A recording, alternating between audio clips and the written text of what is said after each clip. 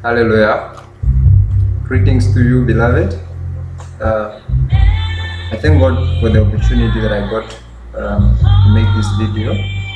And then I also appreciate you for finding your way that you just got to come into contact with it.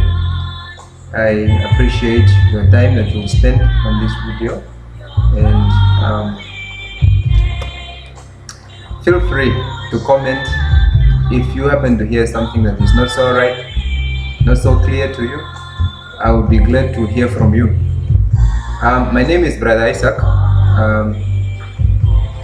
I'm just here. I'm a Christian. I'm just here to share with you something that God really put on my heart, and it touched really my heart. It's about the time that we are about to step into the dispensation of the Antichrist.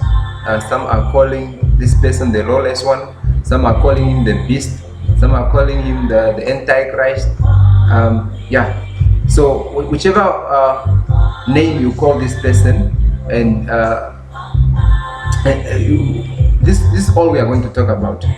That dispensation, something that is in that dispensation that is so much frightening and is so much scary to just dwell on it. If you think about it, and it seems so inescapable. So I just wanted to share it with you, and so that you can be aware, and maybe it will help you to amend your ways and to get a bit serious, or even more serious as the time is headed there.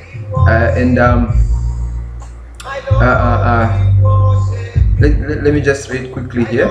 It's the book of Thessalonians, chapter 2, verse 9, 10, 11, and 12.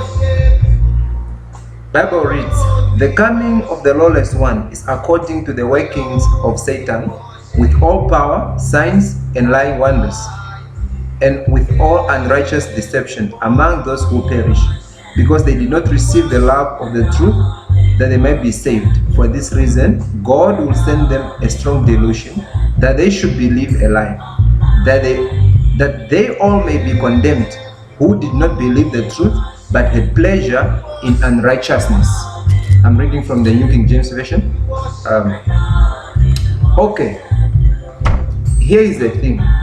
We know there's this time upcoming when the world will come under this one ruler.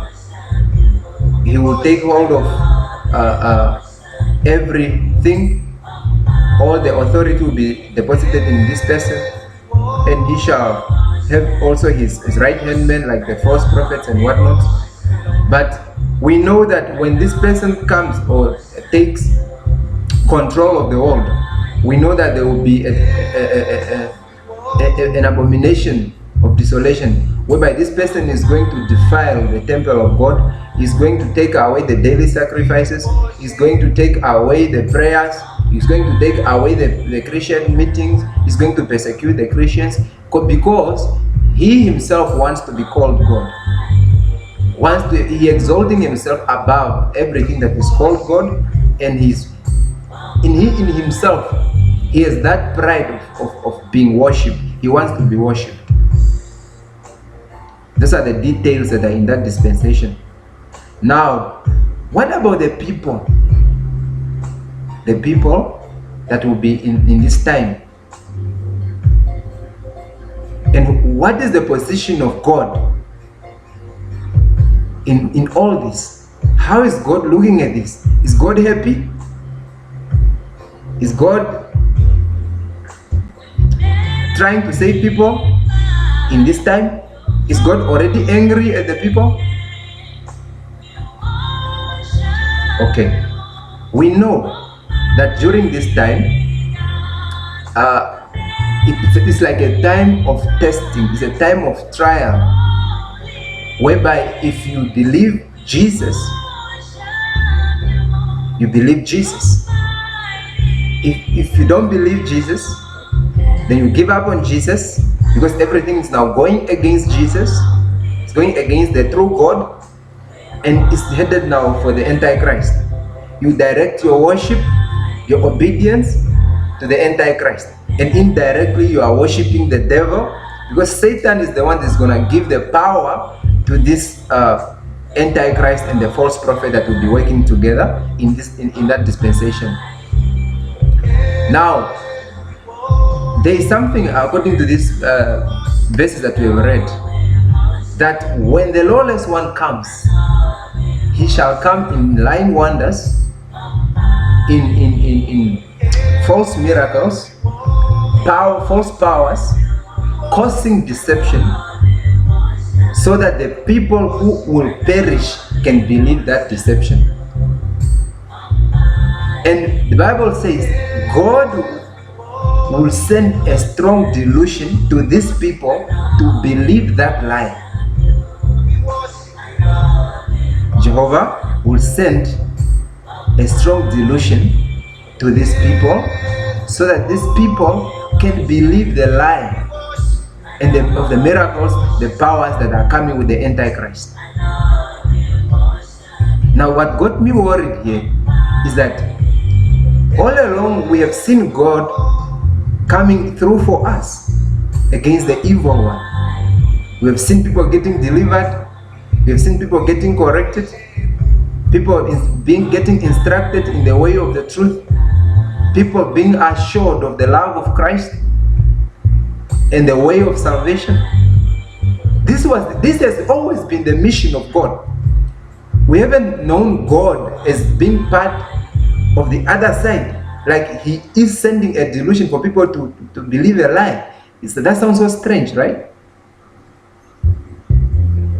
That's the reason I got to make this video, and I want us to discuss why God will send a strong delusion for people to believe a lie.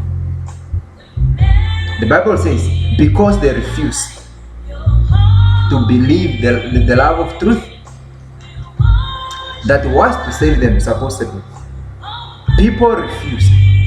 You and me know very well that we have people right now in the world, it could be you yourself, that are ignorant to the gospel, are ignorant to holy living.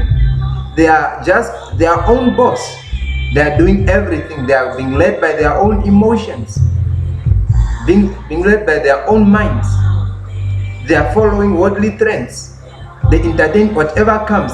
They don't test whether it is right before God. They just indulge in it. We know all the kind of sexual sin, immorality, homosexuality, abortions, fornication, lust, lies, gossip. Witchcraft. People are consulting witches. They just depend. They are working according to their own lusts, as the Bible says it. But throughout all, God has just been talking about people to repent, people to turn back to Jesus, people to learn from Jesus, people to be transformed, people to be translated, to be transformed into the kingdom of God. Their mentality, their inner man, to get reborn, to get transformed, to cross over from darkness to light, to be washed by the precious blood of Jesus Christ, and accept the salvation that is with Him, supposedly. But people have refused. Now, during this time, God will get tired. God will remove His mission.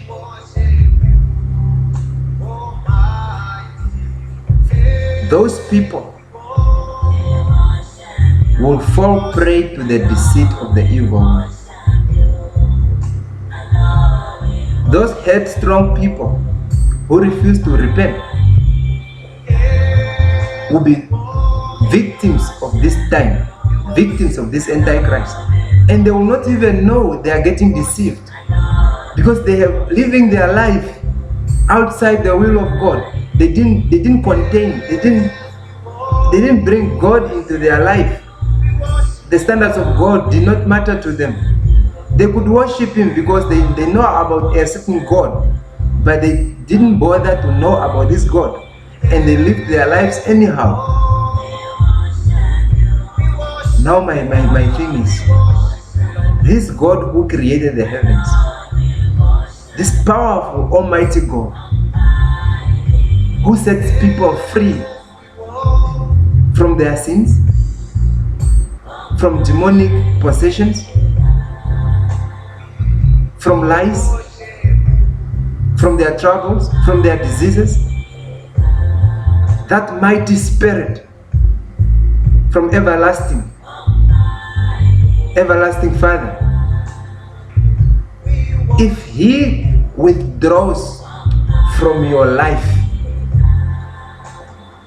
if he just takes himself out and then he leaves you over to your own debased mind to just think everything that is not right and just do in the freedom that you have always had,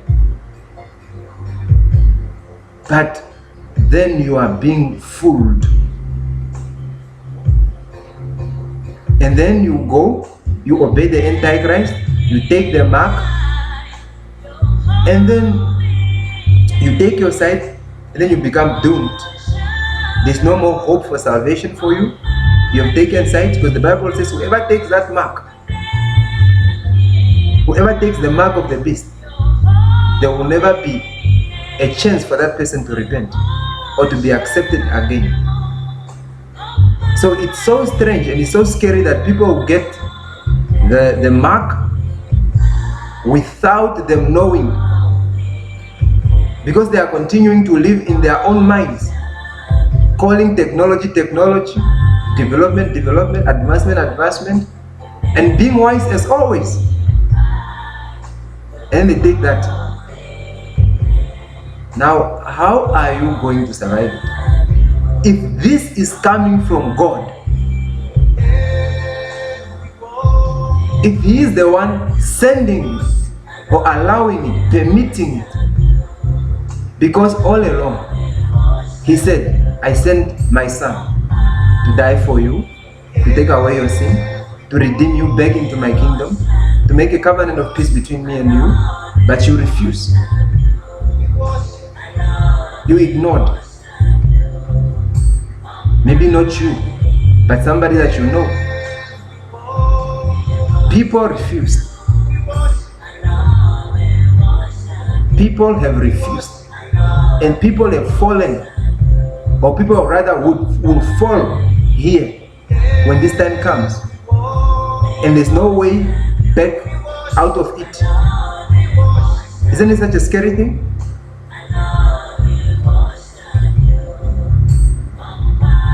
Because now, if preaching was just all evil, all hate speech, all being against people, now there will be a time now. They won't be preaching. The Antichrist will just free you. Do whatever you want. Don't worship Jesus. Just obey me. What I do, worship me. I give you the freedom that you've always wanted anyway during the difficult time. When that Christ, when that God has been troubling you, now I free you. Wouldn't be that nice? Like nice? You see governments when they ban worship, when governments in the Asian countries banning worship, people don't go to church. A test of that is when coronavirus has banned worship. No more gathering. No more worshiping together. Look at how people are no more talking about church. You don't hear the sounds of people worshiping anymore. Maybe they are doing it quietly in their houses. The Antichrist will come up maybe with something like that. And it's going to be freedom. Freedom for you, for everyone who hated Christ. But behind that freedom, behind that allowance, the dispensation will be there, the time will be there. But behind it, is God's mission for people to receive what they've always wanted in exchange of Christ. When they hated Christ, they wanted something. Now God took away the preaching of the gospel using the Antichrist. It will be a difficult time for people that love Jesus and will be there by that time. The Bible says those people who will be there, because the Bible says there will be some people who will be there, and it will take patience and faith for them to survive that time. Okay? Those ones are going to be hurting because they can't give up the Lord they know. Especially that the time is now headed to the end, and they know if they take that mark, they'll be lost. There are other things there going on in the world. There's the rapture. There's things that should happen. But I'm talking about people that will be there during the time of the Antichrist. Will be hurting. Will be persecuted. But what about those people that won't feel any persecution because they are not being threatened? They are enjoying. They are continuously going to be in freedom. When the Antichrist say, okay, I'm changing the financial system, well, this is how we are going to transact. Get the mark and buy and sell. They say, fine. How wonderful. Let me do it. Hallelujah. Oh. They will just do it. But behind that is God, the living God, sending them a delusion to believe such lies. You see how people believe witches? There's Christ, there's witches, but people believe in witches. We are false prophets. People believe false prophets. They don't want to believe Christ. They don't want to believe holiness, righteousness. It won't be a difficult thing for people to believe the Antichrist either. But the only thing is that now the Lord could be trying to save some people that are going a wrong way, trying to pull them back to the right way. But when that time comes, the Lord will give them up.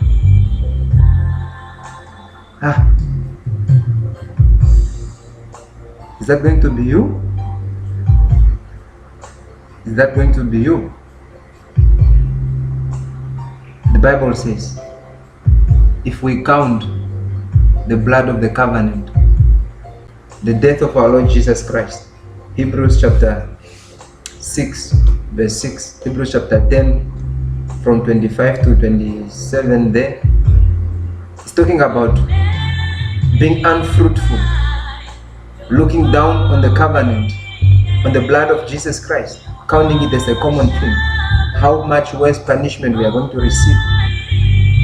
We should know that while God is trying to save us with this hand, the other hand is holding back a lot of bad things that we can get to taste if we ignore Him. Please read those verses, go through them, and keep thinking how it would be when a living God is on a mission to also allow for deception. Meaning, His force, His power is no more there working against the evil one. He has withdrawn Himself from all of it, and He has given the humanity all to the evil spirit, so that later on he may come to slay the Antichrist, the false prophet, put them in hell, destroy the people that have taken the mark, and reserve them for judgment until the judgment day, straight to hell.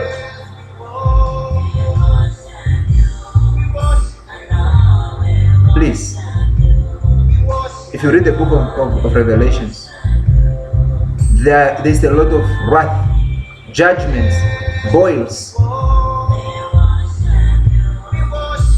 the Lord is going to send a lot of judgment upon the face of the earth against those people. They will go through a lot. Those whose names are not written in the book of life. Please try to read and find out for yourself and amend your ways, because very soon you will realize all the freedom that we have had, all the security that we've always felt, financial security, social stability that protected us, it has been God's grace. But if He withdraws Himself, we're not going to make it. And the question concerning eternity, if we don't believe in the Lord Jesus Christ, repent, turn away from sin, pursue a righteous and holy life, we're not going to get it either. So I ask you, you and your family, please make amendments, recognize the Lord, fear Him, believe the Lord Jesus Christ, and be saved. Shalom.